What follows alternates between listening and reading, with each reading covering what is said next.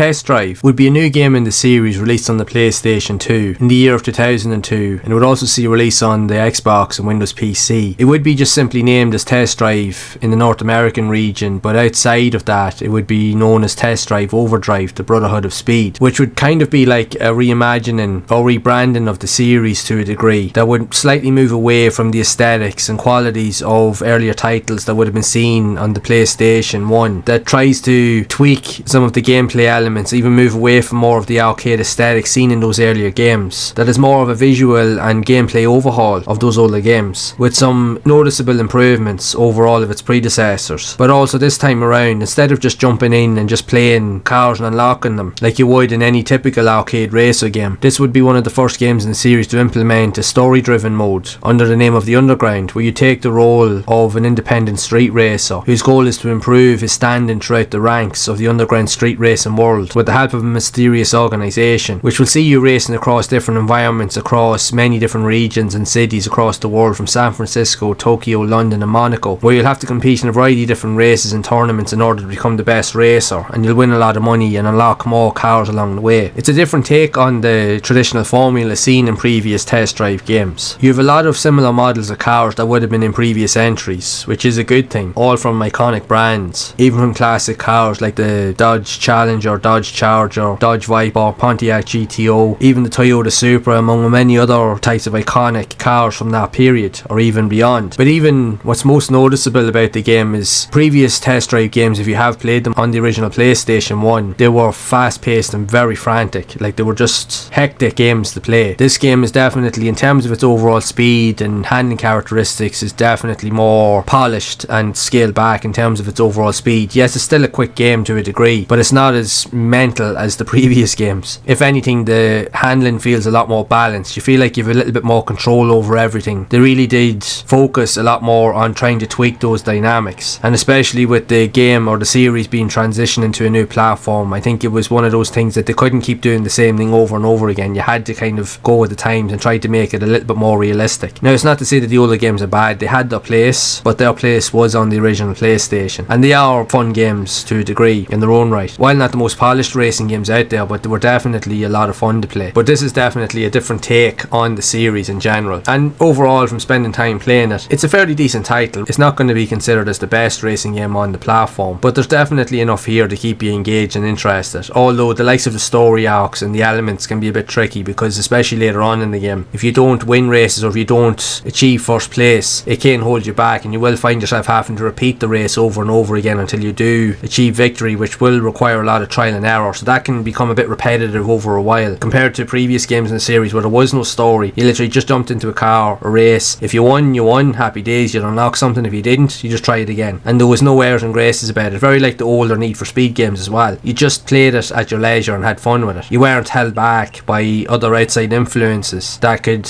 hamper the experience, if you will. Now, it's not to say that it's a bad thing. A lot of games during this time, and this was the same, where stories were starting to be added. It wasn't just a simple case of just jump into a car and go. I think they all tried to copy that trend, because Need for Speed eventually started going that way as well. But there's a unique simplicity to older games that sometimes all you want to do is not have a story. Just literally have a selection of cars there, jump in, go, play through tournaments, unlock things as you go, and just rinse and repeat until you've achieved everything. And there's just a unique simplicity to that style, which you would still get with many games on the PlayStation 2, but you'll see a lot of big franchises like this that were popular on other systems. They would start to go down that route later on, even more so to the modern day. But still, we have the old games to go back to and play, so if that's something you're interested in, you can still go and try them out. They're definitely worthwhile in my book. I have covered previous videos of those older games over on my other channel, PSX Gaming Memories, if you want to go and check that out as well. Not the best racing games in the world, I will admit, but I enjoyed them and they're not bad. They've great soundtracks, that's the one thing I will say, and Test Drive Overdrive does have that as well. In fairness, it does. Even the reviews regarding the game were average or to mix the best, but at the same time it's a good solid racer, and it is a step up from what came before it in how it plays and feels. They really did a lot of work on the handling characteristics of the cars and just made it feel a bit more focused and a bit more easier to get into, if you will. But it's not a bad title, it's one to check out. If you want something different within the Test Drive franchise, it's worth having a look. But if you're into racing games in general, there's no harm in having a go. With that being said, I would love to know your thoughts of this game and what do you think of it overall. Are you a fan of the early Test Drive games, or even this one in particular, or even the future games that were added in the series? So be sure to share it down in the comments below. And if you would like to see more content around more racing games like this that also saw a release on the console, then then you can check out this playlist right here.